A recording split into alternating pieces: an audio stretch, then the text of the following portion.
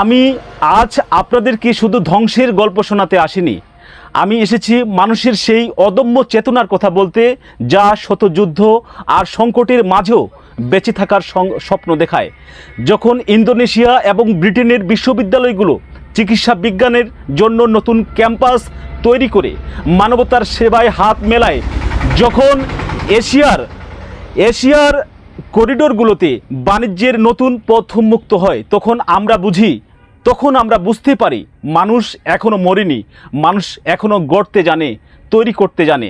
আসুন আজ আমরা বারুদের সেই শক্তির চেয়ে কলমের শক্তিকে এবং যুদ্ধের দামামার চেয়ে শান্তির সুরকে বেশি ভালোবাসতে শিখি। কারণ ইতিহাস রাজাদেরকে মনে রাখে না, মনে রাখে তাদেরকে যারা পৃথিবীকে একটুখানি বাসযোগ্য করে দিয়ে গেছে। আসুন এই রক্তাক্ত এবং ক্ষতবিক্ষত বর্তমান পৃথিবীর বুকে আমরা এক নতুন ভোরের জন্ম দেই।